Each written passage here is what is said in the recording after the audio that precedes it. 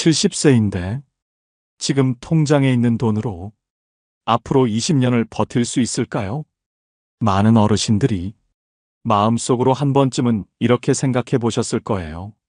특히 70세 전후가 되면 지출은 줄지 않는데 들어오는 돈은 일정해지다 보니 내가 어느 정도는 가지고 있어야 안심이 되는지 더 궁금해지죠.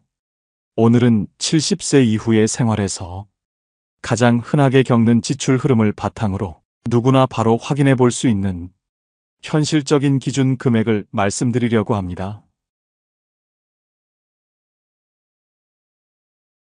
60대에는 그래도 몸이 움직입니다. 장도 보고 버스도 타고 가벼운 일이라면 조금씩 해내면서 아직은 내가 할 수 있다는 마음이 남아있죠. 하지만 70세 전후가 되면 그 감각이 서서히 바뀝니다. 몸이 예전 같지 않다고 먼저 신호를 보내요. 계단 몇 칸만 올라가도 숨이 차고 장 보러 나가도 오래 걷는 게 힘들고 이틀, 사흘씩 피곤이 남기도 합니다. 이 나이가 되면 대부분의 어르신들이 속으로 이런 생각을 하십니다. 아, 이제 진짜 노후가 시작되는구나. 그리고 그 마음 하나가 생활 패턴 전체를 조용히 바꿔놓습니다. 수입은 크게 줄어듭니다. 연금 외에는 정기적으로 들어오는 돈이 거의 없고 예전처럼 소일거리라도 하려면 몸이 따라주지 않는 날이 더 많아집니다. 반면 지출은 이상하게 줄지 않습니다. 식비는 나이가 들었다고 크게 줄어드는 항목이 아니고 혼자 사는 분들도 일정하게 나갑니다. 전기가스 관리비 같은 고정비는 절약한다고 해도 큰 변화가 없습니다. 교통비도 예전처럼 걸어다니기 어렵다 보니 버스나 택시 이용이 자연스럽게 늘어나죠. 그리고 70세 이후부터 생활비를 흔드는 가장 큰 요소가 하나 생깁니다. 바로 의료비입니다. 평소에는 크게 부담되지 않습니다. 병원비와 약값을 포함해서 한 달에 3만 원에서 7만 원, 정기약 드시는 분들은 7만 원에서 10만 원 정도 쓰십니다. 이건 사실 큰 돈은 아니에요. 문제는 가끔 크게 나가는 달이 생긴다는 점입니다. 치과 치료가 잡히면 비용이 갑자기 올라가고 검사를 받는 달에는 몇만 원이 더 빠져나갑니다. 정밀검사나 치료가 붙으면 한 번에 20만 원, 많게는 30만 원까지 나갈 때도 있습니다. 이런 날들이 70대 이후엔 더 자주 찾아옵니다. 그리고 또 하나 달라지는 건 생활 반경이 줄어든다는 것입니다. 예전처럼 직접 고치고 해결하던 일들이 몸이 불편해지면 남에게 부탁하는 일이 많아집니다. 택시를 부르게 되는 횟수도 자연스럽게 늘고 급하게 필요한 물건을 가까운 편의점에서 바로 사버리는 일도 늘어납니다. 이렇게 새어나가는 지출이 눈에 띄지 않게 조금씩 늘어납니다. 그렇다고 70세가 되면 무조건 힘들어진다는 이야기를 하려는 건 아닙니다. 오히려 그 반대입니다. 70세는 앞으로의 생활을 다시 정리할 수 있는 마지막 골든타임입니다. 아직 건강도 큰 틀에서 유지되고 있고 판단력도 또렷하고 생활 구조를 바꾸기에도 늦지 않았습니다. 이 시기에는 자신의 지출 흐름을 한 번쯤 제대로 들여다보는 게 정말 중요합니다. 나는 앞으로 얼마나 쓰게 될까? 어떤 부분은 지금부터 줄여야 할까? 급하게 돈이 들어갈 상황엔 어떻게 대비해야 하지? 이런 질문을 스스로에게 던져보는 시기입니다. 70세는 누구에게나 찾아오는 나이입니다. 이 나이에 가장 크게 달라지는 건 많이 버는 게 아니라 나도 모르게 새어나가는 돈이 늘어난다는 점입니다. 이 사실 하나만 제대로 이해해도 앞으로의 10년, 20년을 훨씬 안정적으로 지낼 수 있습니다. 그래서 오늘 이야기를 통해 70세 이후의 생활을 다시 한번 차분하게 정리해 보셨으면 합니다. 70세가 넘으면 많은 분들이 이렇게 말합니다. 집에서만 지내는데 왜 생활비가 예전처럼 줄지 않지? 조용히 사는 것 같은데도 지출은 이상하게 그대로거나 오히려 조금씩 올라가죠. 이게 70세 이후 생활의 가장 큰 특징입니다. 먼저 식비부터 달라집니다. 예전처럼 장을 크게 보진 않지만 먹는 양이 아주 많이 줄어드는 건 아니에요. 혼자 사는 분들도 밥, 반찬, 과일, 유제품까지 챙기다 보면 생활 패턴은 단순해져도 식비는 크게 줄지 않습니다. 나이가 들수록 자극적인 음식은 피하고 부드럽고 소화 잘 되는 음식 위주가 되기 때문에 오히려 단가가 조금 올라가는 경우도 있어요. 가끔 외식 한 번 하면 금방 늘어나는 것도 이 지출 패턴이죠. 그 다음은 전기가스 관리비처럼 꼭 나가는 고정비입니다. 이 비용은 나이를 먹는다고 줄지 않습니다. 예전엔 하루 종일 밖에 있다가 집에 들어왔지만 70세 이후에는 대부분의 시간을 집 안에서 보내요. 그러다 보니 자연스럽게 전기 사용량도 늘고 가스도 조금 더 쓰게 됩니다. 겨울에는 보일러를 오래 틀게 되고 여름엔 선풍기나 에어컨을 조금씩이라도 더 사용하죠. 관리비와 공과금은 기본적으로 매년 조금씩 인상되기 때문에 절약한다고 크게 달라지긴 어렵습니다. 그리고 많은 어르신들이 느끼는 변화가 바로 교통비입니다. 대중교통 기본요금도 해마다 조금씩 오르고 몸이 불편하거나 장을 많이 봤을 때는 택시를 이용하는 횟수가 자연스럽게 늘어납니다. 걸어서 다닐 수 있는 반경이 줄어드니까 교통비가 당연히 조금씩 올라가는 거죠. 예전엔 하루에 한두 번만 버스를 탔다면 이제는 병원, 시장, 약국을 나눠서 다니다 보니 이동 횟수가 늘어납니다. 여기에 눈에 잘 안 보이는 지출이 슬금슬금 생기기 시작해요. 예전에는 스스로 해결하던 일이 어느 순간부터는 다른 사람의 도움을 받게 됩니다. 집 청소나 간단한 수리는 아직 할 수 있다고 해도 무거운 걸 옮긴다거나 큰 세탁을 한다거나 손이 많이 가는 일은 점점 힘들어지거든요. 그러다 보니 작은 비용들이 조금씩 새어나갑니다. 택배비, 배달비, 편의점에서 급하게 사는 물건들, 이런 지출들이 한두 번씩 쌓이면 생각보다 금액이 커집니다. 그리고 70세 이후 생활비를 흔드는 가장 큰 요인은 의료비의 패턴 변화입니다. 평소엔 크게 나가지 않습니다. 보통 병원과 약국을 합쳐 한 달에 3만 원에서 7만 원 정도에서 움직입니다. 정기약을 드시는 분들은 좀 더 쓰실 수 있지만 대부분 이 정도에서 관리돼요. 그런데 문제는 가끔 크게 나가는 달입니다. 예를 들어 치과 치료 한 번만 잡혀도 비용이 훌쩍 올라가고 정밀검사나 X-레이만 받아도 예상치 못한 금액이 빠져나가요. 그동안 멀쩡하던 무릎이 갑자기 아파서 도수치료나 물리치료를 받게 되면 한 달 지출이 확 늘어납니다.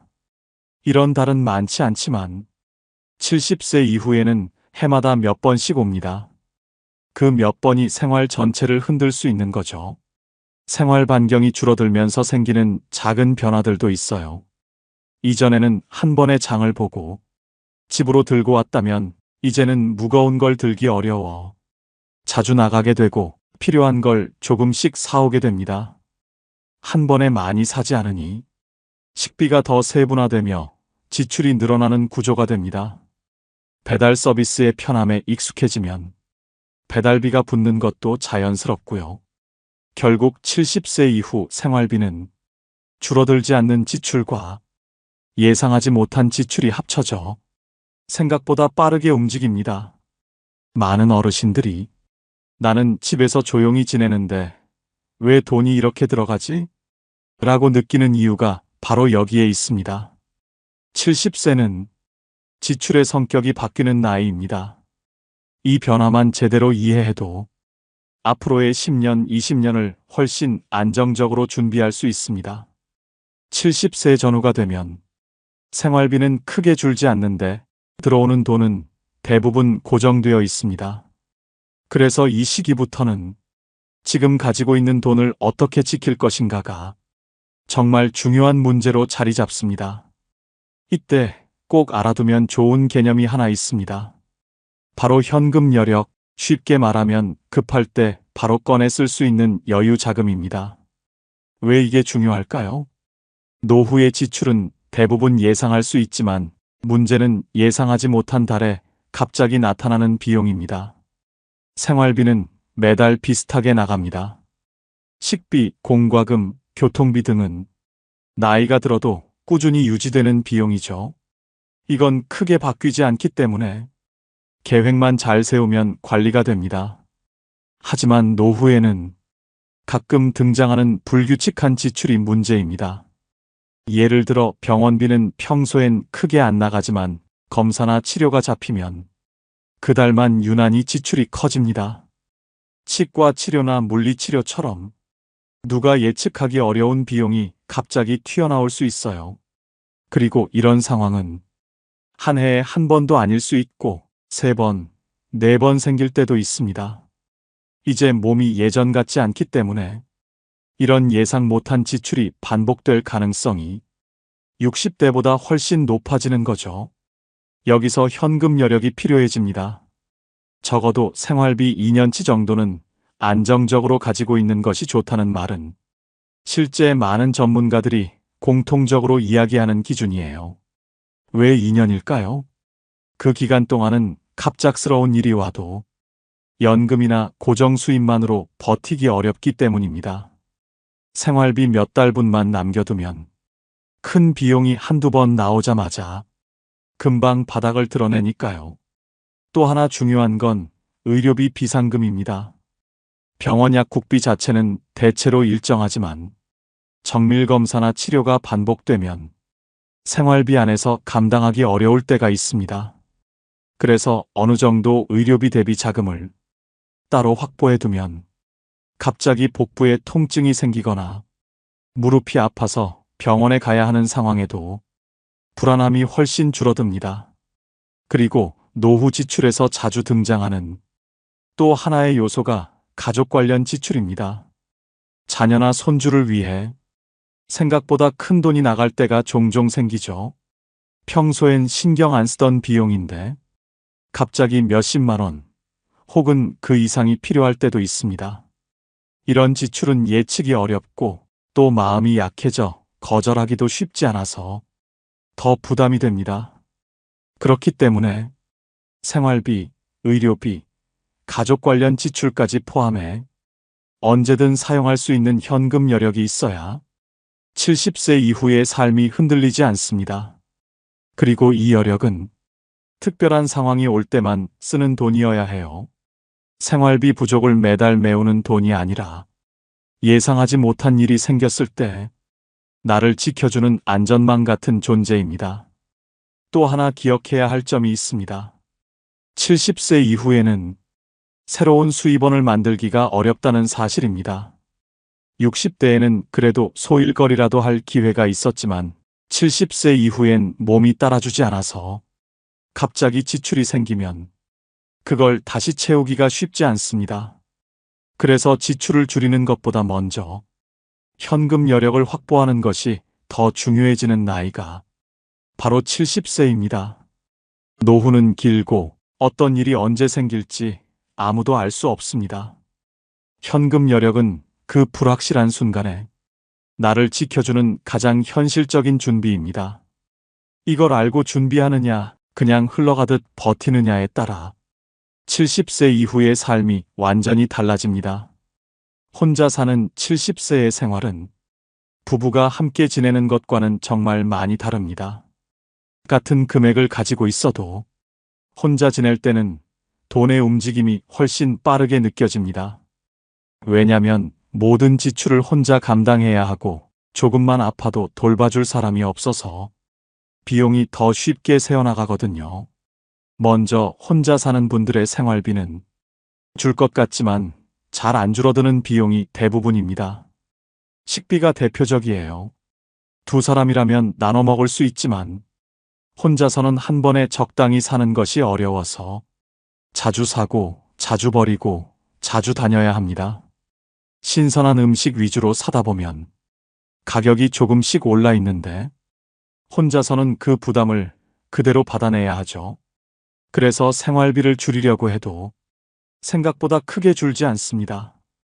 그리고 혼자 살면 집안일 하나하나가 더 무거워집니다. 전등을 갈아야 할 때, 가구를 옮겨야 할 때, 청소나 세탁이 힘들어서 도와달라고 부르면 그 비용이 그대로 생활비에 추가됩니다. 이런 작은 지출들이 매달 꾸준하게 생기는 게 문제예요. 70세 이후에는 몸이 조금만 불편해도 남의 도움을 받는 일이 늘어나기 때문에 혼자 사는 분들은 이 비용을 반드시 고려해야 합니다. 또 한 가지, 혼자 있는 분들은 주거비에 대한 부담이 큽니다. 아무도 대신 나눠낼 사람이 없잖아요. 월세든 관리비든 모든 고정비가 오롯이 본인이 감당해야 할 비용입니다. 그래서 주거비가 안정적이지 않으면 생활 전체가 흔들릴 수 있어요. 방이 조금 좁아도 관리비 안정적인 곳, 시설이 오래돼도 난방 잘 되는 곳, 이런 기준을 더 꼼꼼하게 보게 되는 이유도 여기에 있습니다. 그리고 혼자 사는 분들이 가장 조심해야 할 부분이 바로 의료비입니다. 평소에는 한 달에 3만 원에서 7만 원 정도로 크게 부담되지 않지만 문제는 누구에게나 오는 돌발 상황이에요. 치과 치료가 잡히거나 허리 무릎 통증이 갑자기 심해지거나 정밀 검사를 받아야 할 때는 한 번에 비용이 확 올라갑니다. 부부라면 서로 도와주며 병원비 외 비용을 줄일 수 있는데 혼자일 때는 교통비, 간식비, 약값 등 자잘한 비용까지 혼자 감당하게 됩니다. 또 혼자 사는 분들일수록 감정적 지출이 늘어나는 특징이 있어요. 외롭다 싶으면 작은 선물이라도 사보고 식욕이 없거나 컨디션이 좋지 않으면 간단히 사먹는 일이 많아지고 손주에게 용돈을 쥐어주는 횟수도 느낌대로 늘어나는 경우가 많습니다. 이런 지출은 계획에 넣어두지 않으면 생활비에 부담을 주기 쉬워요. 그래서 혼자 사는 70세라면 얼마를 가지고 있어야 한다보다 어떤 구조로 돈이 빠져나가는가를 정확히 이해하는 게 훨씬 중요합니다. 주거비, 식비, 의료비, 자잘한 생활비, 미리 대비하지 못한 부수 비용까지 모든 것의 무게가 한 사람에게 집중되기 때문에 조금만 흔들려도 전체가 무너지기 쉬운 구조예요. 누구나 금액 자체에 신경이 쓰이지만 사실 혼자 사는 분들에게 가장 중요한 건 예상 가능한 지출과 예상하지 못한 지출을 나눠서 관리할 수 있는 힘입니다. 생활비는 매달 고정적으로 들어가는 부분이고 의료비와 갑작스러운 비용은 언제든지 튈 수 있는 변수입니다. 이 두 가지를 따로 생각해두면 급하게 돈이 필요해졌을 때 생활 자체가 흔들리지 않게 됩니다. 70세 이후 혼자 산다는 건 조금 더 세심한 준비가 필요하다는 뜻입니다. 하지만 너무 불안해하실 필요는 없어요. 지금부터라도 생활비 흐름을 정확히 알아두고 어떤 부분을 조금 더 줄일지, 어떤 부분은 꼭 챙겨야 할지 정리만 잘해두면 혼자서도 충분히 안정적으로 지낼 수 있습니다. 혼자라는 것이 부담이 되는 순간이 올 수도 있지만 준비되어 있는 사람에게 노후는 그리 흔들리지 않는 삶이 됩니다. 오늘 이야기가 그 준비의 첫걸음이 되었으면 합니다. 부부가 함께 사는 70세의 노후는 겉으로 보기엔 든든하고 안정적인 것 같지만 막상 안으로 들어가 보면 혼자 사는 것보다 훨씬 복잡한 흐름으로 지출이 움직입니다. 두 사람이 함께 있으니 적게 들 것 같지만 실제로는 두 사람이 지내는 만큼 생활의 결이 더 세밀하게 갈라지거든요. 부부의 지출에서 가장 먼저 눈에 띄는 건 식비입니다. 둘이 함께 먹으면 당연히 절약될 거라 생각하지만 현실은 조금 다릅니다. 입맛도 다르고 건강 상태도 다르고 새벽에 속이 불편하다며 죽을 끓여야 하는 날도 생깁니다. 그래서 70대 부부 기준 월 식비는 보통 60만 원 안팎에서 움직입니다. 나이가 들수록 신선한 재료를 찾고 간편식보다 직접 만든 음식을 먹어야 속이 편하니 식비는 의외로 쉽게 줄지 않아요. 두 번째로 중요한 항목은 주거 관련 고정비입니다. 여기에는 전기, 가스, 수도 관리비 같은 생활의 바탕이 되는 비용들이 포함돼요. 70대 부부가 무난하게 지내는 수준을 보면 월 고정비는 대부분 20만 원 전후에서 결정됩니다. 집에서 보내는 시간이 길어지면 전기와 난방 사용량이 자연스럽게 올라가고 날씨가 조금만 변해도 비용이 들쭉날쭉해지죠. 특히 둘 중 한 분이라도 건강이 안 좋으면 난방이나 온도 조절을 더 자주 하게 되고 이 작은 변화들이 생활비에 꾸준히 쌓입니다. 하지만 70대 부부의 지출에서 가장 큰 변수를 만드는 건 단연 의료비입니다. 두 분이 모두 건강하면 괜찮지만 한 분이 아프기 시작하는 순간 지출은 바로 다른 모습으로 바뀌어요. 정기적인 진료와 약값만 챙겨도 평소엔 두 분 합쳐 10만 원대 중반에서 관리되지만 문제는 특별한 달입니다. 치과 치료나 검사가 겹치면 그달 의료비가 훌쩍 올라갑니다. 두 분 중 한 분이 불편하면 다른 한 분이 함께 병원에 가야 하고 택시 이동, 외식, 간식비 같은 작은 지출도 따라 붙습니다. 이 모든 것이 의료비와 함께 눈에 보이지 않게 불어나게 됩니다. 70세 이후에는 지출이 크게 튈 만한 순간들이 생각보다 자주 찾아옵니다. 몸이 예전 같지 않으니 움직이는데 덜컥 겁이 나기도 하고 집안일을 도와달라고 부르면 그 비용도 생활비 위에 올라가요. 청소, 세탁, 간단한 수리, 예전에는 직접 하던 것들이 이제는 비용을 주고 맡겨야 하는 일이 많아집니다. 여기에 부부라서 생기는 특유의 감정 기반 지출도 있어요. 손주 용돈, 자녀들 생일 챙김, 기념일의 작은 외식. 이런 지출은 계획에 넣지 않아도 자연스럽게 생겨나는 비용입니다. 크지 않은 금액들이지만 누적되면 생활비를 압박하는 요소가 되죠. 이건 부부라서 생기는 따뜻한 지출이지만 노후 생활에서는 반드시 고려해야 합니다. 부부의 지출에서 중요한 건 얼마가 드느냐보다 어떤 상황에서 지출이 갑자기 늘어나는가입니다. 둘 중 한 분의 건강이 흔들리면 다른 한 분의 생활까지 동시에 흔들립니다. 같이 지내는 장점이 큰 만큼 위험도 함께 증가하는 구조예요.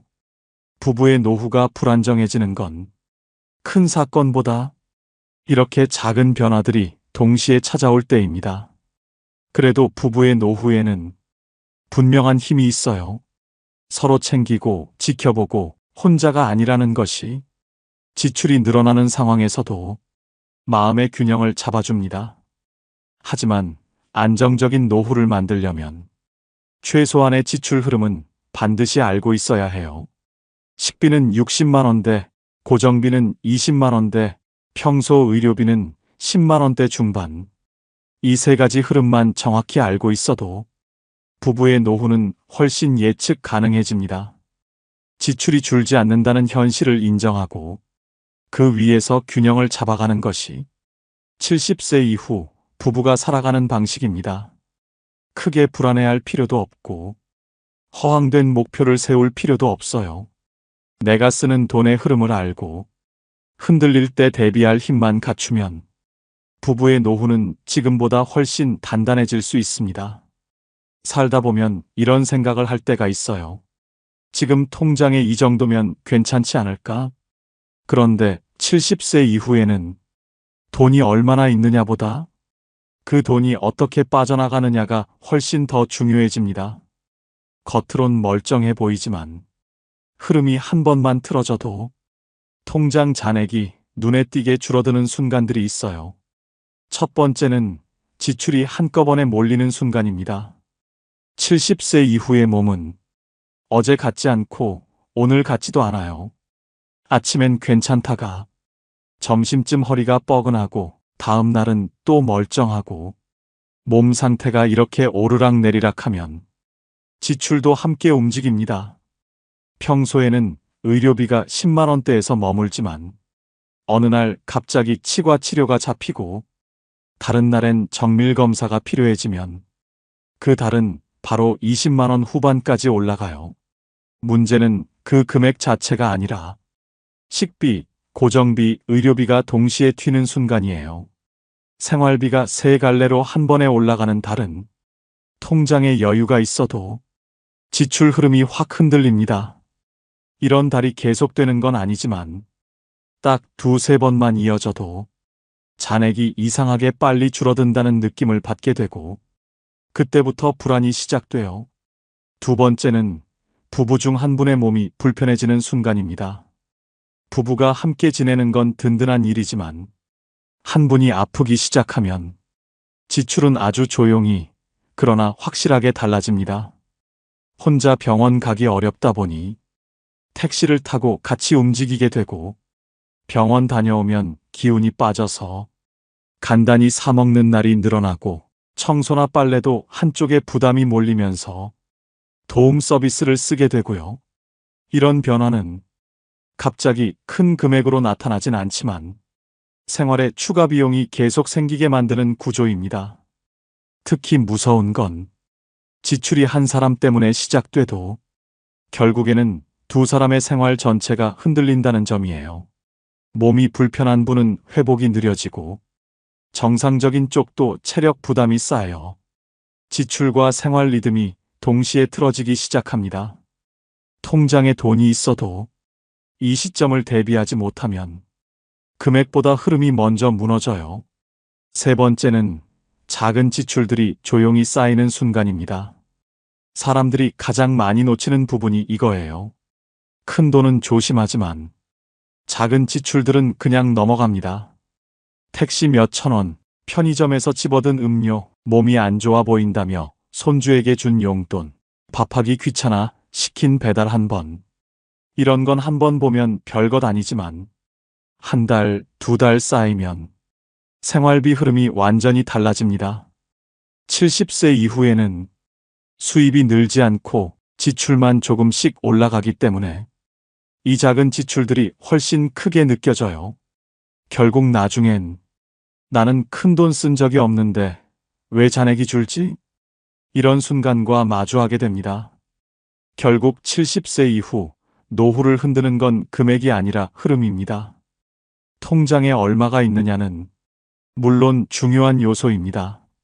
하지만 그보다 더 중요한 건 돈이 어떤 속도로 빠져나가고 어떤 순간에 흔들리기 쉬운지를 아는 거예요. 지출이 한꺼번에 몰리는 순간, 부부 중 한 분의 건강이 흔들리는 순간, 작은 지출이 꾸준히 쌓이는 순간, 이 세 가지 흐름만 이해해도 노후의 불안은 절반 이상 줄어듭니다. 그리고 바로 이 다음에서 그렇다면 70세엔 결국 얼마를 갖고 있어야 안정적인가? 이 핵심 이야기를 이어갈 수 있습니다.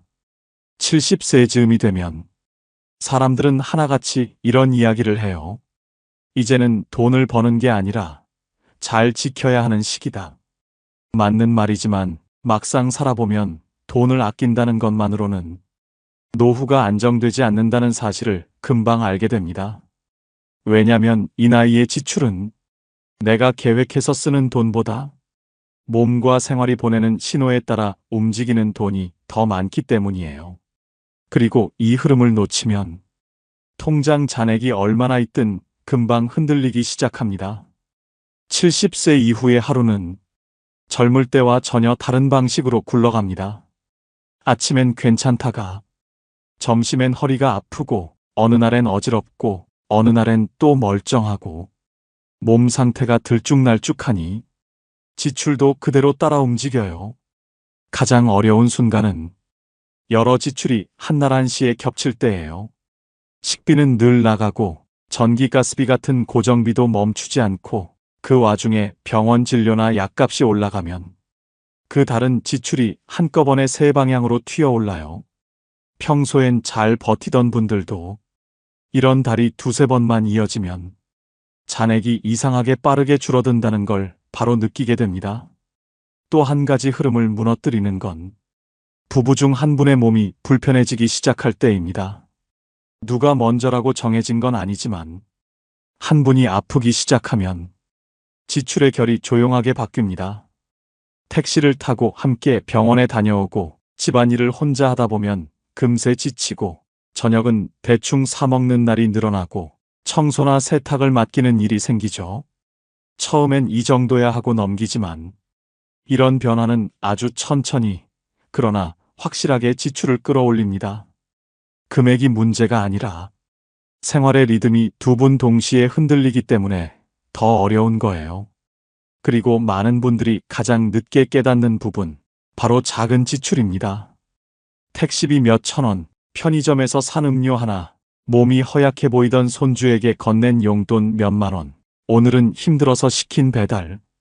이런 건 그때그때 보면 아무것도 아닌데 한 달, 두 달 쌓이면 생활비의 흐름을 완전히 바꿔놓습니다. 큰 돈을 쓴 적이 없는데 잔액이 뚝뚝 줄어드는 건 대부분 이런 작은 지출들이 만들어낸 결과예요. 그래서 70세 이후 노후가 안정되려면 절약만으로는 부족합니다. 돈을 하나하나 막으려는 게 아니라 흐름이 갑자기 흔들리는 순간을 줄이는 것이 더 중요해요. 몸이 괜찮을 때 미리 검진을 받아두면 큰 비용이 몰리는 달을 피할 수 있고, 식재료도 적당히 사두면 버리는 일을 줄일 수 있어요. 외출해야 할 일이 여러 개라면 하루에 묶어서 해결하면 택시비도 줄고, 힘든 날과 괜찮은 날을 구분해서 생활 패턴을 조정하는 것만으로도 지출 폭발을 막을 수 있습니다. 70세 이후의 노후를 지켜주는 건 큰 재산이 아니라 흐름을 잃지 않는 힘이에요. 돈이 빠르게 새어나갈 순간들이 어디에 있는지 알고 그 순간을 조금만 비켜가도 잔액은 훨씬 안정적으로 유지됩니다. 그리고 이 흐름을 제대로 이해하고 나서야 그럼 70세엔 통장에 어느 정도는 있어야 할까? 이 질문의 답이 더 선명하게 보입니다. 앞에서 한참 이야기를 나눠왔지만 결국 한 문장으로 요약하면 이거예요. 70세에는 최소한 2천만 원 정도의 손대지 않는 안전금이 통장에 있어야 합니다. 이게 결론입니다. 이 금액이 아주 큰 돈처럼 느껴질 수도 있고 반대로 그 정도 가지고 되겠나 싶을 수도 있어요.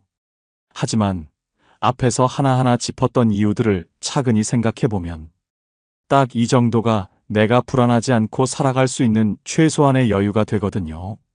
우리가 70세 이후에 겪게 되는 지출은 누구 하나 특별해서가 아니라 모두가 자연스럽게 마주하는 흐름이에요. 한 달에 60만 원에서 80만 원은 기본 생활비로 빠져나가고 전기가스 관리비까지 더하면 고정비도 만만치 않죠. 여기에 병원비라는 변수가 늘 따라붙습니다. 크게 아프지 않아도 한 달에 10만 원에서 20만 원은 정말 꾸준히 나가는 비용이에요. 이렇게 한 달에 90만 원에서 110만 원 정도가 조용히 사라지는 구조에서 갑자기 10만 원, 20만 원이 더 나가면 생각보다 쉽게 흔들리게 됩니다. 그동안 버텨오던 생활 흐름이 한 번에 무너지는 거죠. 그래서 필요한 게 안전금, 그 중에서도 손대지 않고 그냥 두는 돈 2천만 원입니다. 이 금액이 왜 중요하냐면요. 첫째, 예상치 못한 지출을 막아주는 방패가 됩니다. 70세 이후에는 갑자기 치료가 필요할 수도 있고 집 수리가 들어갈 수도 있어요. 누구나 겪을 수 있는 일입니다. 그때 매달 쓰는 생활비에 손대지 않고 해결할 수 있는 힘이 바로 이 2천만 원이라는 금액이에요. 둘째, 심리적인 안정이 완전히 달라집니다. 황당하게 들리겠지만 나는 뭐든 대비할 수 있다는 감정이 노년의 하루를 얼마나 편하게 만드는지 직접 경험해 보시면 정말 크게 느껴져요. 사람이 돈 때문에 불안해지는 건 없어서가 아니라 갑자기 필요할 때 꺼낼 돈이 없어서거든요. 셋째, 생활의 품질을 끌어올릴 수 있어요. 아파도 참지 않고 병원 갈 수 있고 가끔은 외식도 하고 필요하면 교체해야 할 생활용품을 눈치 보지 않고 바꿀 수 있고요. 이런 사소한 여지가 삶의 만족도를 크게 바꿉니다. 물론 2천만 원이 마법처럼 모든 걸 해결해 주는 건 아니에요. 하지만 이 정도면 갑자기 큰일이 생겨도 당장은 버틸 수 있다. 이 확신을 주는 기준점이 됩니다. 돈의 크기보다 중요한 건 그 돈이 만들어주는 안정감이에요. 그래서 많은 전문가들이 복잡한 계산을 거쳐도 결국 같은 숫자를 이야기합니다. 그리고 실제로 70대 어르신들이 이 정도는 있어야 편안하다고 말하는 금액도 놀랍게도 비슷한 수준이에요. 정리하면 이렇습니다. 월 지출은 90만 원에서 110만 원이 평균 구조. 어디선가 반드시 예상치 못한 지출이 튀어나옴. 이 흐름을 흔들리지 않고 버티려면 손대지 않는 2천만 원의 안전금이 필요함. 그래서 70세에는 통장에 얼마 있어야 합니까? 이 질문의 결론은 늘 이렇게 돌아옵니다. 부담 없이 하루를 살고 싶다면 최소 2천만 원의 안전금. 이게 마음을 지켜주는 마지막 울타리입니다. 오늘 이야기 어떻게 들으셨나요? 우리는 누구나 나이가 들수록 조금 더 든든한 마음을 원하게 됩니다. 그 마음을 지켜주는 힘이 바로 손에 잡히는 작은 여유, 안전금이에요. 하루하루를 불안 없이 살기 위한 준비, 지금부터 천천히 시작해도 절대 늦지 않습니다. 여러분의 노후가 조금이라도 더 편안해지길 바라는 마음으로 오늘 이야기를 전해드렸습니다.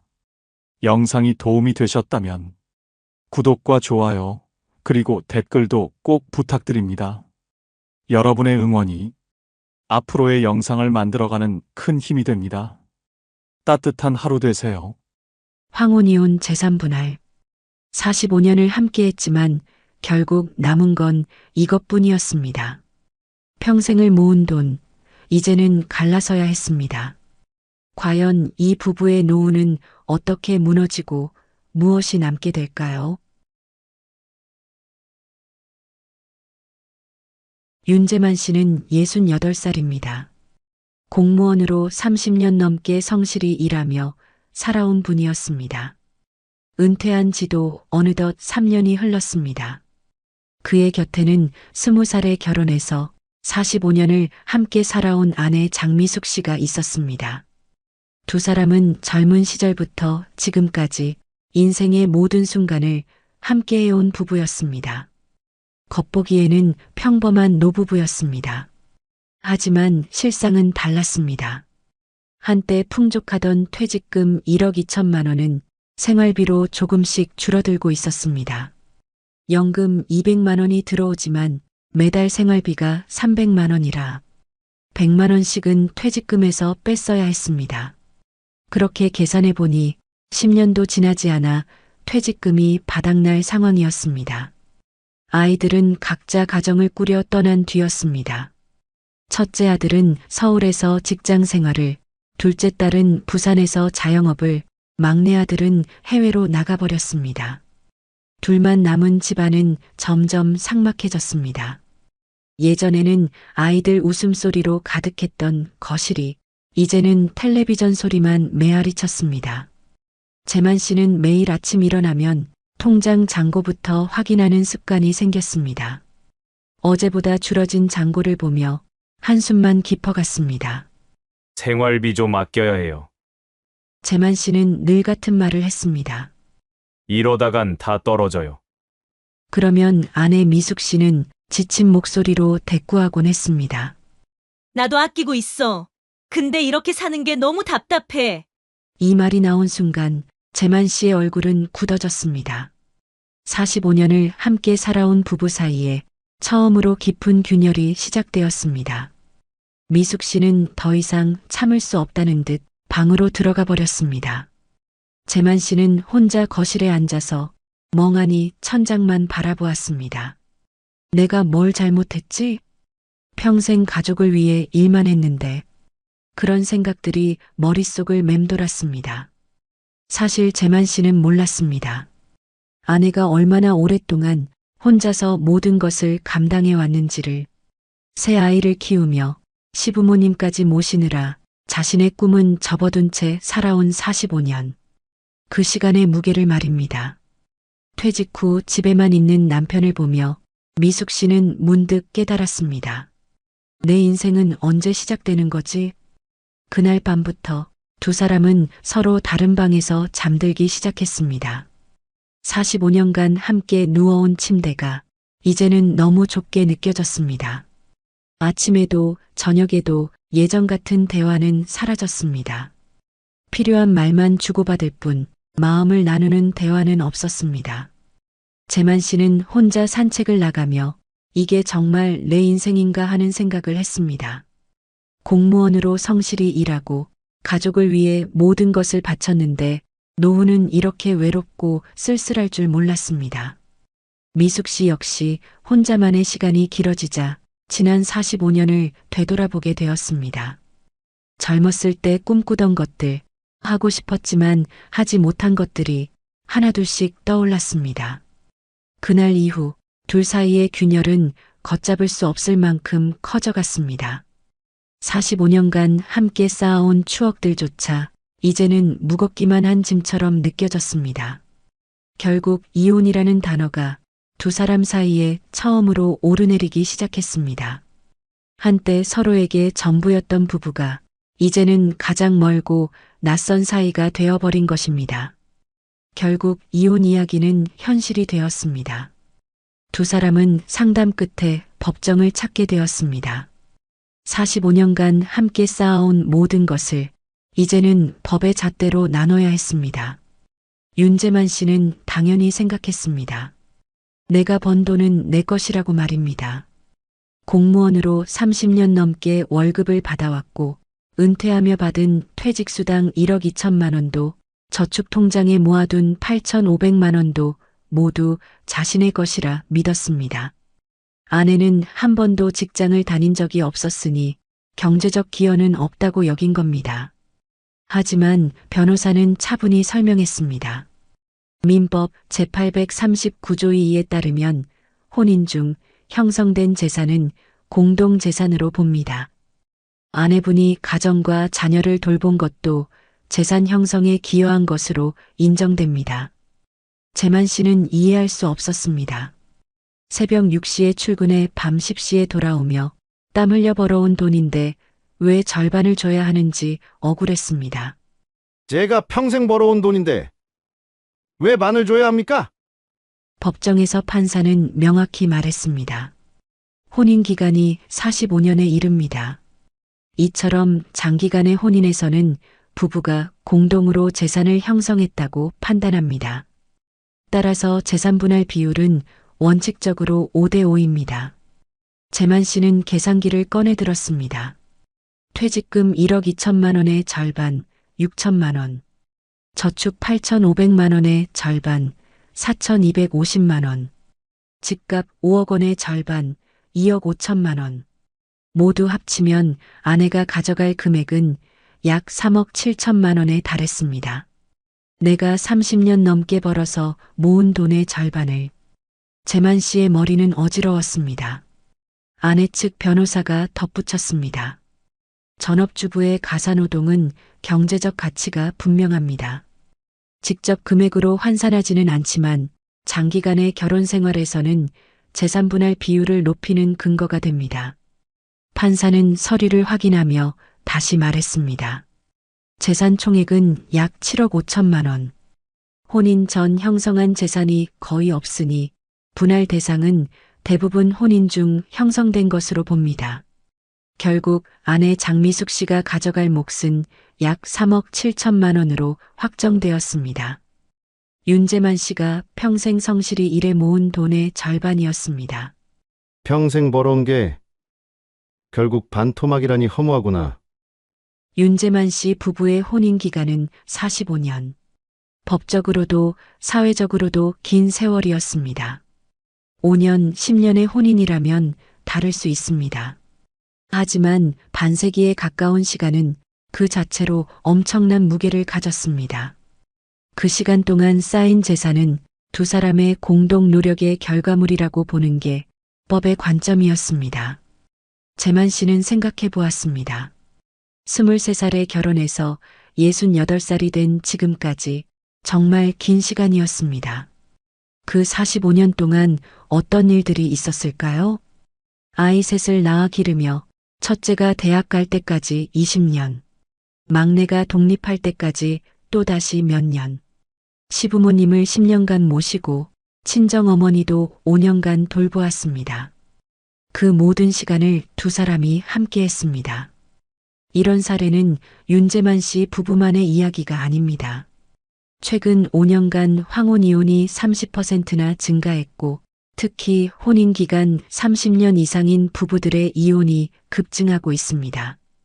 통계청 자료를 보면 평균 혼인 지속 기간은 16년 6개월인데 45년이라는 기간이 얼마나 긴지 알 수 있습니다. 하지만 재만 씨에게는 통계보다 중요한 게 있었습니다. 그 45년의 실제 무게였습니다. 법원에서는 이런 기준을 제시했습니다.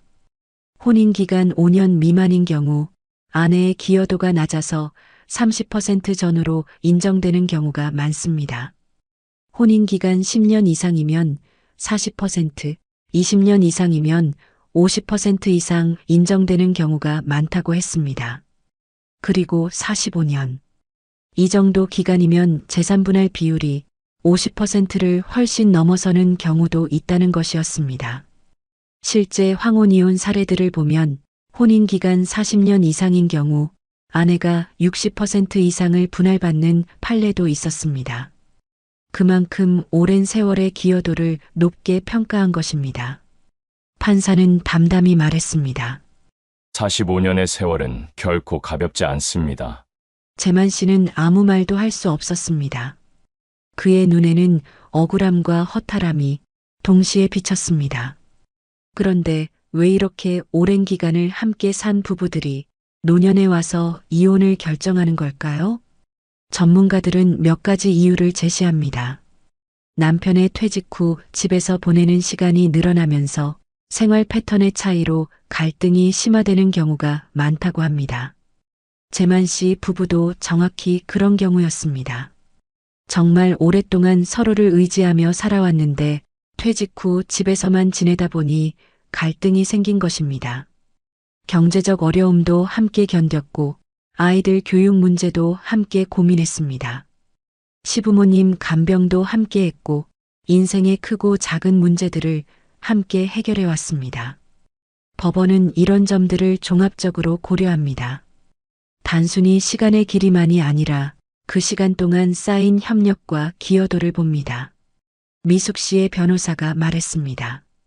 45년간 집안의 모든 일을 도맡아 했습니다. 아이들 교육은 물론이고 시부모님 간병까지 전부 아내의 몫이었습니다. 남편이 승진하고 좋은 평가를 받을 수 있었던 것도 뒷바라지가 있었기 때문입니다. 회식이 늦어져도 출장이 길어져도 집안 살림은 항상 안정적으로 돌아갔습니다. 재만 씨는 문득 깨달았습니다. 정말로 혼자서 모든 것을 해낸 게 아니었구나. 아내가 없었다면 지금의 자신도 없었을 것이라는 사실을 45년이라는 세월 앞에서 법도 사회도 그 무게를 인정하고 있었습니다. 그 긴 시간 동안 함께 만들어온 모든 것들이 이제는 공정하게 나눠져야 할 대상이 된 것입니다. 재만 씨는 고개를 떨궜습니다. 억울하다는 생각보다는 허탈함이 더 크게 다가왔습니다. 이렇게 무거울 줄 그땐 정말 몰랐습니다. 장미숙 씨는 한 번도 직장을 다닌 적이 없었습니다. 하지만 그건 일을 하지 않은 게 아니었습니다. 아이 셋을 낳아 키우며 집안을 돌보며 시부모님까지 모셨습니다. 남편이 새벽같이 나가 밤늦게 들어와도 그가 따뜻한 밥을 먹을 수 있었던 건 아내가 있었기 때문입니다. 미숙 씨의 하루는 새벽 5시 30분부터 시작되었습니다. 남편과 아이들 아침 준비, 도시락 싸기, 빨래 돌리기. 오전 10시가 되어서야 잠시 숨을 돌릴 수 있었습니다. 오후에는 아이들 학교 일로 바쁜 하루였습니다. 학부모 상담, 준비물 챙기기, 학원 픽업까지. 저녁 준비는 또 다른 전쟁이었습니다. 아이들이 대학을 가고 직장을 얻고 가정을 꾸릴 수 있었던 것도 아내의 손길이 있었기 때문이었습니다. 시부모 치매 간병 5년, 밤마다 깨서 돌본 시간. 그건 돈으로도 말로도 설명할 수 없는 노동이었습니다. 법원은 이를 분명히 인정했습니다. 가사노동 또한 경제적 기여입니다. 전업주부의 역할은 결코 가볍지 않습니다. 변호사가 구체적으로 설명했습니다. 최저임금으로만 단순 계산해도 45년간 수억 원에 이릅니다. 육아, 살림, 간병을 전문업체에 맡긴다면 월 300만 원은 좋게 들어갑니다. 베이비시터, 가사도우미, 간병인 비용을 합치면 말입니다. 그런데 45년간 이 모든 일을 미숙 씨 혼자서 해낸 것입니다. 통계청에서 발표한 자료를 보면 전업주부의 가사노동 시간은 하루 평균 7시간 18분입니다. 이는 직장인 근무 시간과 맞먹는 수준입니다. 하루 종일 기저귀 갈아주고 약 챙겨드리고 밤에도 몇 번씩 깨어서 시부모님을 돌봤습니다.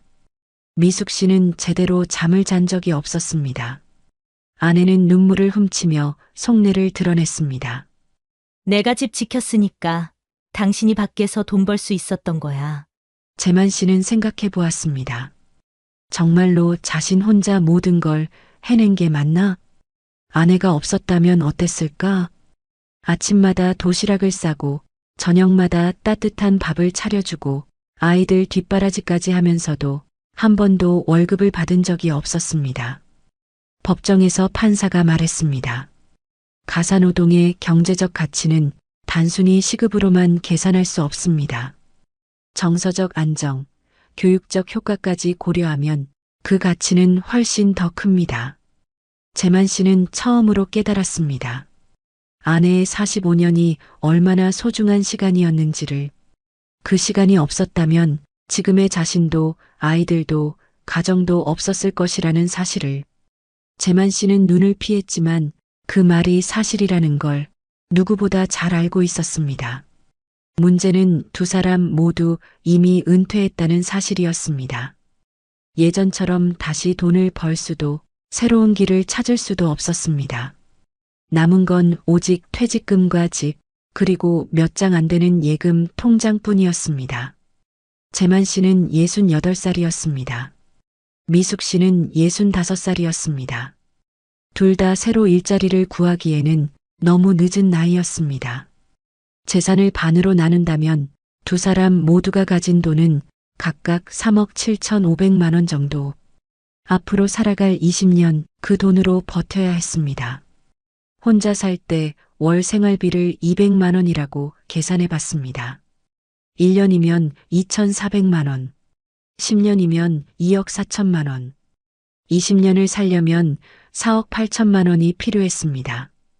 그런데 나눠받을 돈은 3억 7,500만 원, 1억 원이 부족한 상황이었습니다.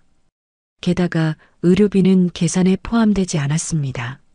나이가 들면서 병원비는 점점 늘어날 텐데 그 돈은 어디서 마련해야 할까요? 윤재만 씨는 계산기를 두드리다 고개를 떨궜습니다. 이 돈 나누고 나면 나한테 뭐가 남는 거지?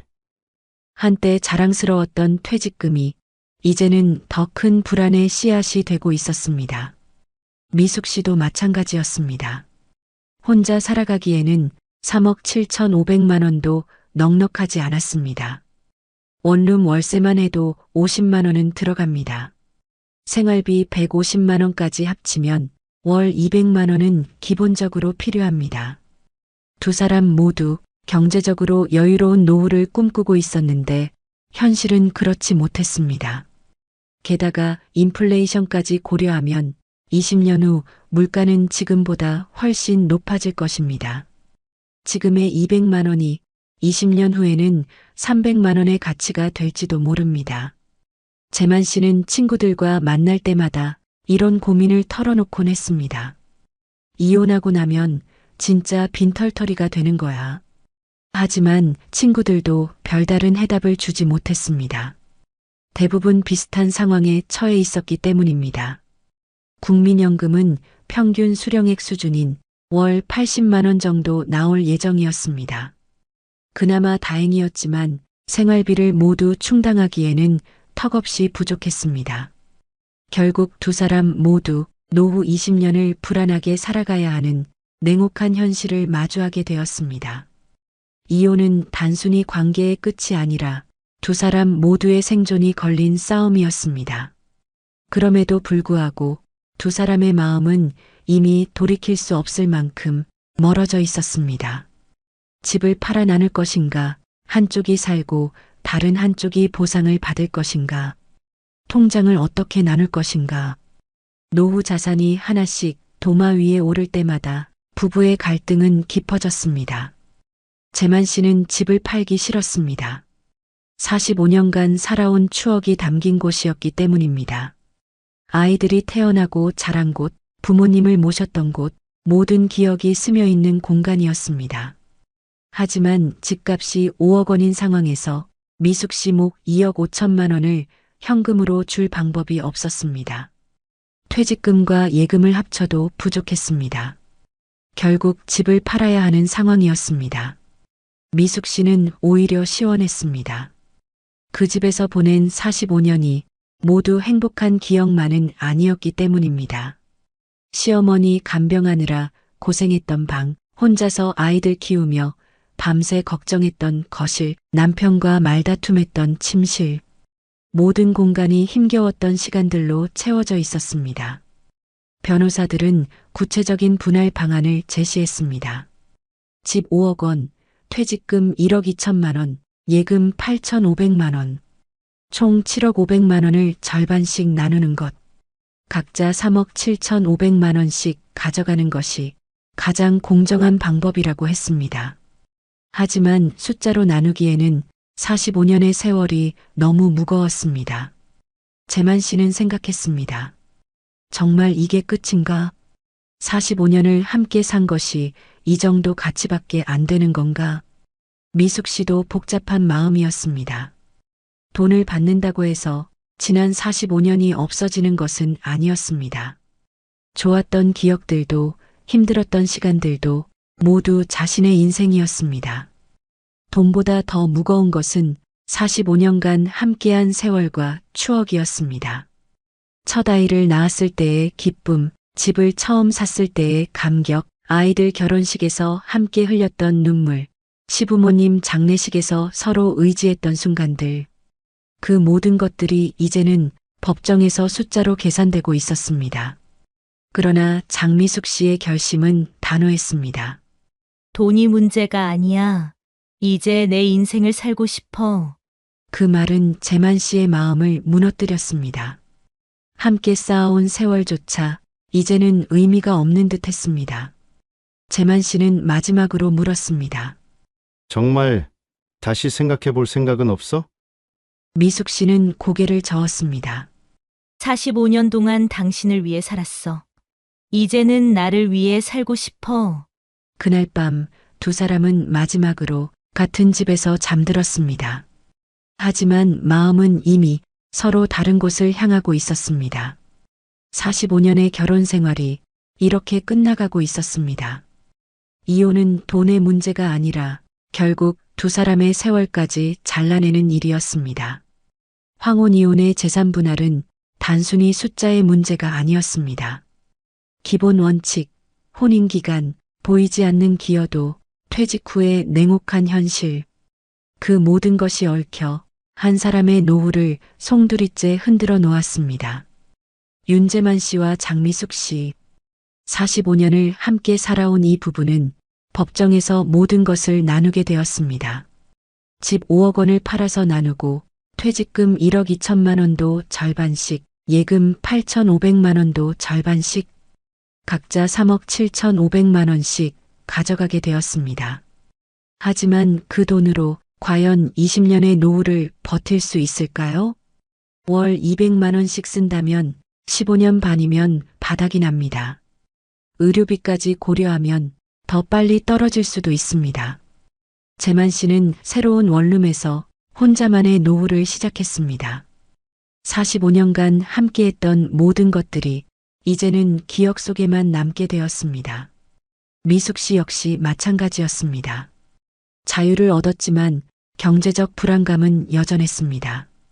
두 사람 모두 예상보다 훨씬 빠듯한 노후를 살아가게 되었습니다. 이것이 바로 황혼이혼의 현실입니다. 감정적 해방과 경제적 위험이 동시에 찾아오는 것입니다. 법은 공정하게 재산을 나눠줍니다. 하지만 그 이후의 삶은 각자가 책임져야 하는 몫입니다. 45년의 혼인 기간이 만들어낸 무게, 전업주부에 보이지 않는 기여, 은퇴 후 더 이상 돈을 벌 수 없는 현실. 이 모든 것들이 복합적으로 작용해서 재산 분할의 결과를 만들어냅니다. 황혼 이혼을 생각하고 계신다면 단순히 감정적 결정만으로는 안 됩니다. 철저한 경제적 계산과 준비가 필요합니다. 이 부부는 결국 재산을 나눴지만 그 뒤의 삶은 어떻게 흘러가게 될까요? 이혼 판결 직후 가장 먼저 도마 위에 오른 건 집이었습니다. 서울 구로구의 오래된 아파트, 시세 5억 원.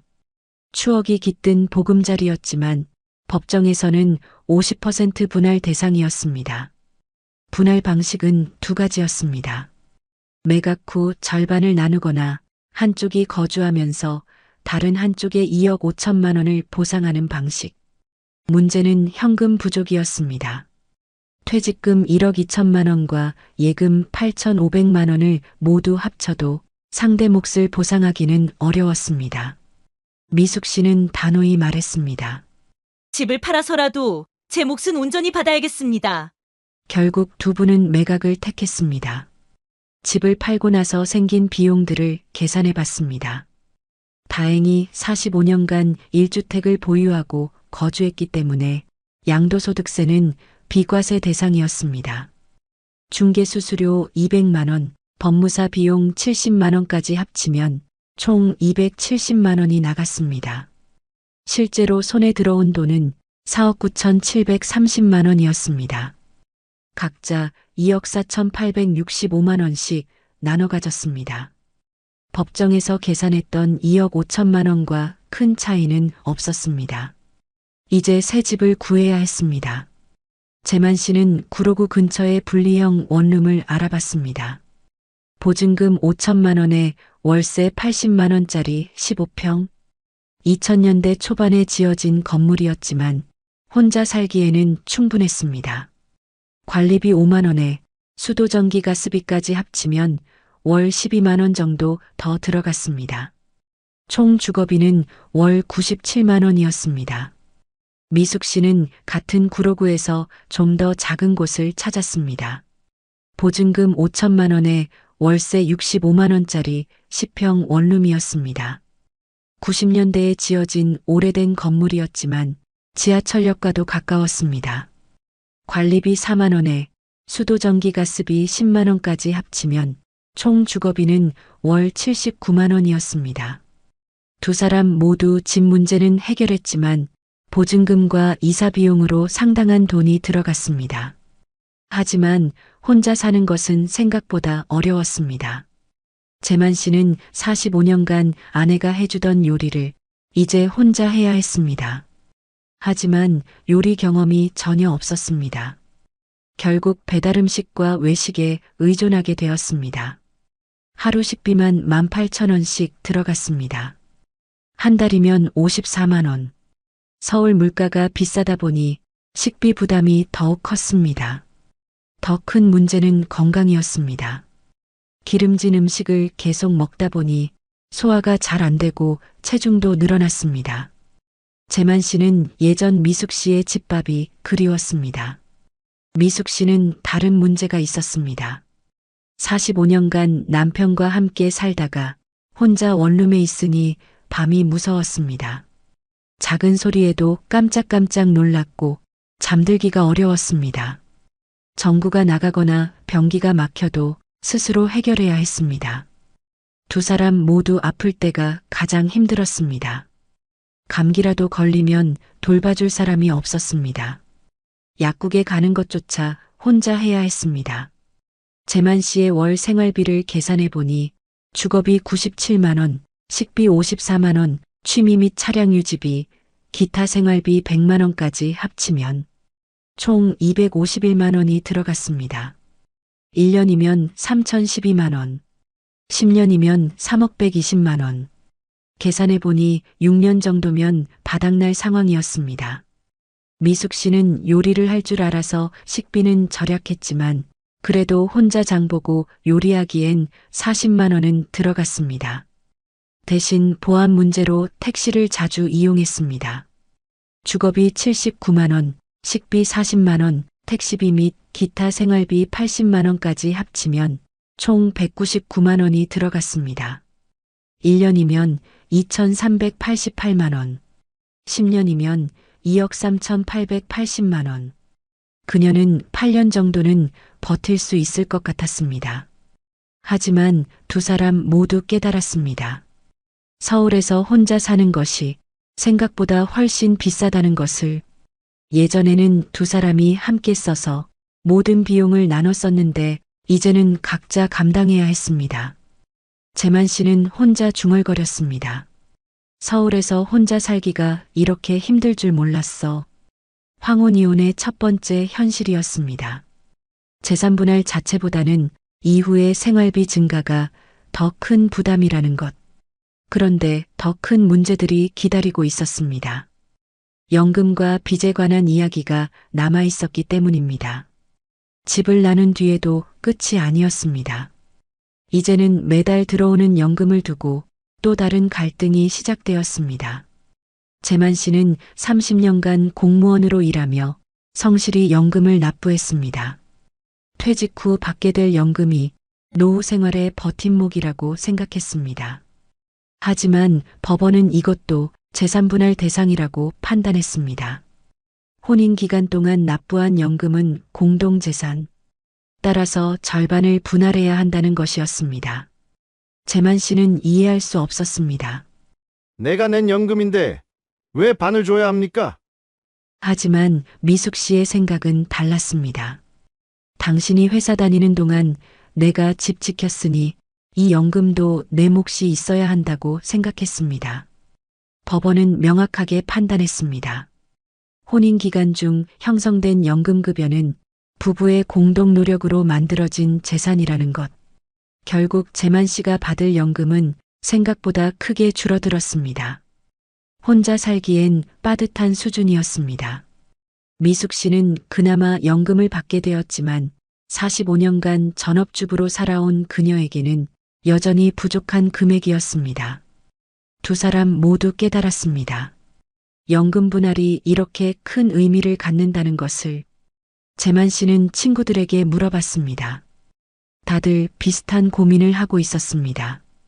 연금만으로는 생활이 어려워서 70세가 넘어서도 일을 해야 한다고 했습니다.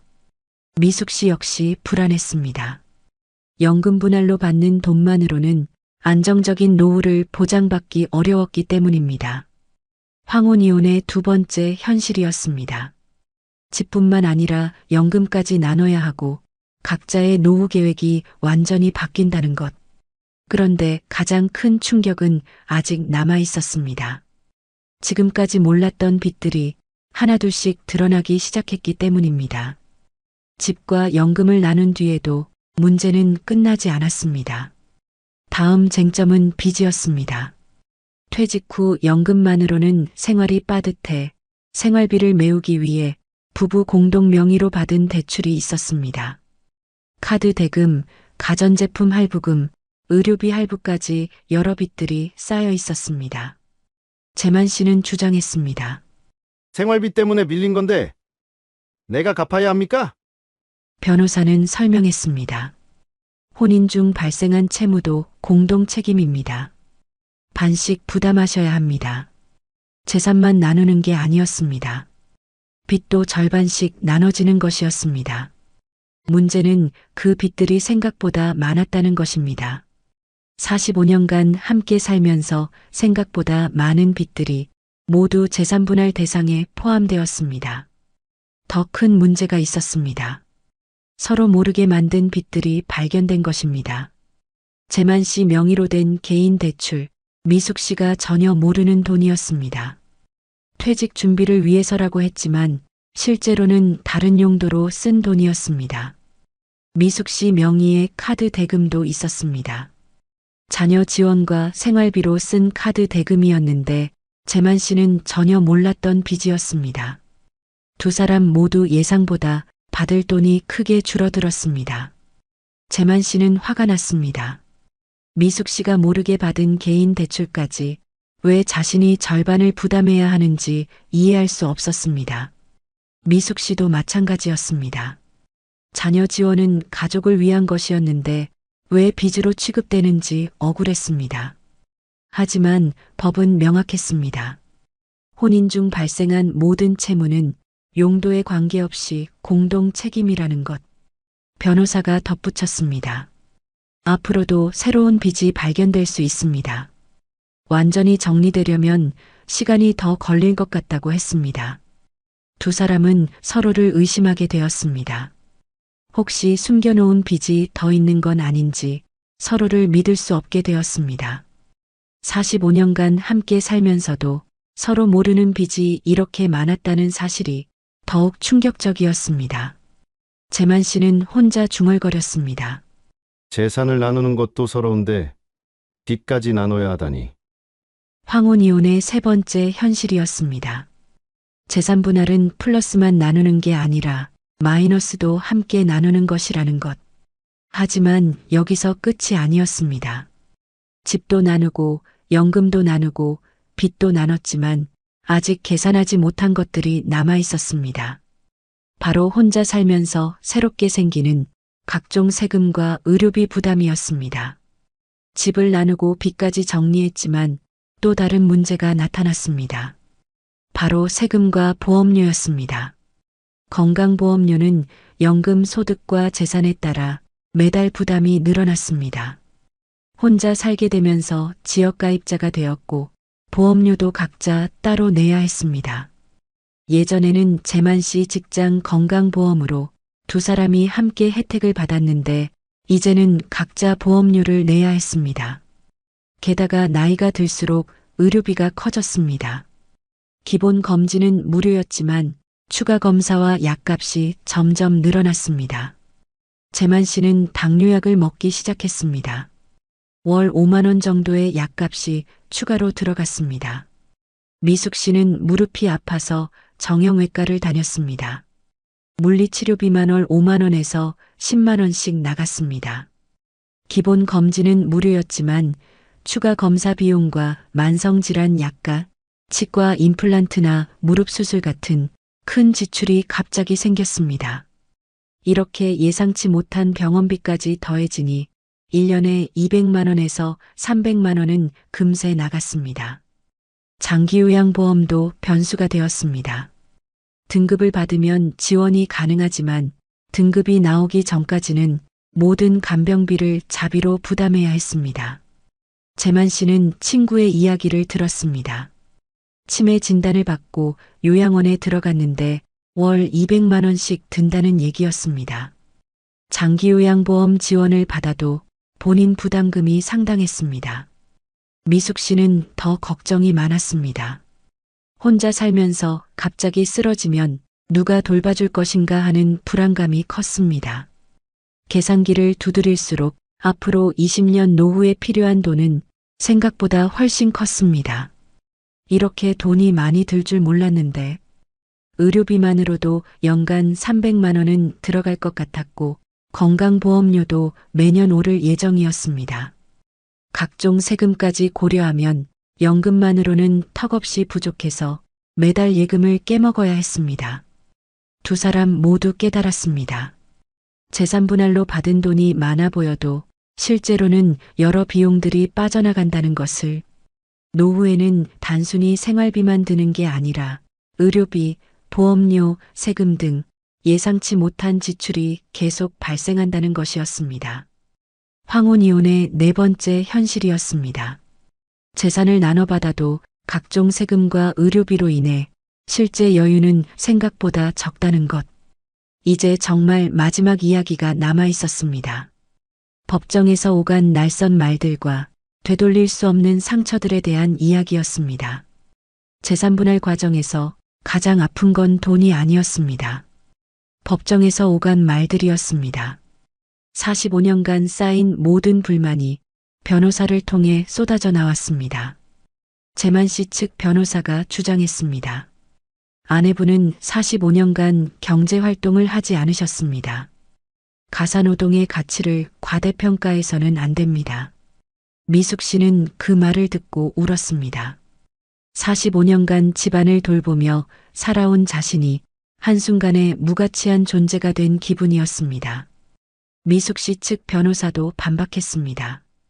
의뢰인은 시어머니 치매 간병을 5년간 했습니다. 이를 간병인 비용으로 환산하면 수억 원입니다. 재만 씨는 화가 났습니다. 어머니를 돌본 것까지 돈으로 계산한다니 미숙 씨가 이렇게 차가운 사람이었나 싶었습니다. 더 아픈 말들이 오갔습니다. 남편분의 외도 의혹이 있었습니다.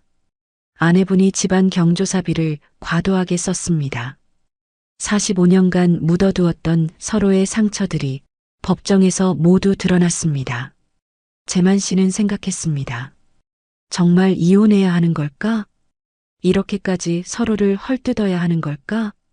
미숙 씨도 마찬가지였습니다. 한때 사랑했던 사람과 이런 식으로 헤어져야 하는 현실이 슬펐습니다. 45년이 이렇게 끝나는 게 맞나요? 하지만 이미 돌이킬 수 없었습니다.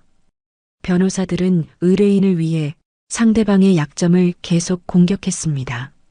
성인 자녀들도 상처를 받았습니다.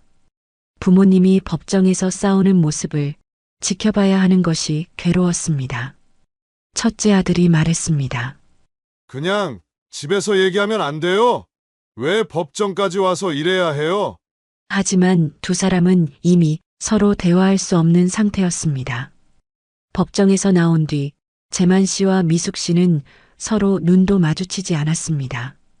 45년간 함께 살았던 사람이 이제는 가장 미운 사람이 되어버렸습니다. 재산 분할이 끝나고 나서 두 사람은 각자의 길을 갔습니다. 하지만 마음속 상처는 돈으로 치유할 수 없었습니다. 재만 씨는 새 원룸에서 혼자 저녁을 먹으며 생각했습니다. 정말 이게 원했던 삶인가? 미숙 씨도 마찬가지였습니다. 자유를 얻었지만 그 대가가 너무 컸습니다. 주변 사람들도 어색해했습니다. 45년간 부부로 알고 지냈는데 갑자기 남남이 되어버린 상황을 어떻게 받아들여야 할지 모르겠다고 했습니다. 동네에서 마주치는 것도 부담이었습니다. 같은 지역에 살다 보니 가끔씩 마주칠 수밖에 없었는데 서로 못 본 척하며 지나쳤습니다. 황혼이혼의 마지막 현실이었습니다. 재산을 나누는 것보다 마음의 상처가 더 크다는 것. 그리고 그 상처는 돈으로도 시간으로도 쉽게 치유되지 않는다는 것이었습니다. 재만 씨는 혼자 중얼거렸습니다. 이럴 줄 알았으면 그냥 참고 살 걸 그랬나? 하지만 이미 늦었습니다. 45년의 세월이 법정 한 번으로 끝나버린 것입니다. 1년이 지난 후 재만 씨와 미숙 씨는 각자의 자리에서 황혼이혼의 진짜 의미를 깨닫고 있었습니다. 재산 분할은 단순히 숫자를 나누는 게 아니었습니다. 집, 연금, 빚, 그리고 예상치 못한 비용들까지 모든 것이 복잡하게 얽혀 있었습니다. 재만 씨는 새로운 일상에 적응하고 있었습니다. 처음엔 서러웠지만 이제는 자유로움도 느끼고 있었습니다. 미숙 씨 역시 마찬가지였습니다. 경제적 불안감은 여전했지만 오랜만에 찾은 자신만의 시간이 생각보다 소중했습니다. 두 사람 모두 깨달았습니다. 황혼이혼의 진짜 비용은 돈이 아니라 준비 부족이라는 것을. 만약 미리 알았다면 연금 분할에 대비할 수 있었을 것입니다. 숨겨진 빚들도 정리할 수 있었을 것입니다. 의료비 준비도 더 체계적으로 했을 것입니다. 하지만 후회보다는 앞으로가 더 중요했습니다. 재만 씨는 새로운 사람들을 만났습니다. 비슷한 상황의 사람들과 이야기하며 혼자 사는 법을 조금씩 배워갔습니다. 미숙 씨는 봉사활동을 시작했습니다. 오랫동안 쌓인 경험이 다른 사람들에게 도움이 되고 있었습니다. 황혼이혼을 생각하고 계신다면 이런 점들을 미리 준비해 보세요. 재산 목록을 정확히 파악하고 숨겨진 빚이 없는지 확인하세요. 연금 분할이 어떻게 이루어지는지 알아보고 혼자 살 때의 생활비를 계산해 보세요. 무엇보다 중요한 건 감정적 결정보다는 냉정한 계산과 준비입니다. 오랜 세월이 하루아침에 끝나는 건 생각보다 훨씬 큰 변화입니다. 하지만 그 변화가 반드시 불행을 의미하지는 않습니다. 준비만 잘 된다면 새로운 시작이 될 수도 있습니다. 재만 씨와 미숙 씨의 이야기는 여전히 진행 중입니다. 어려움도 있지만 각자만의 방식으로 적응해 가고 있습니다. 황혼 이혼은 끝이 아니라 또 다른 시작일 수 있습니다. 다만 그 시작을 위해서는 충분한 준비와 각오가 필요할 뿐입니다. 이야기가 도움이 되셨다면 구독과 좋아요 부탁드립니다. 여러분의 생각은 어떠신가요? 댓글로 함께 나눠주세요.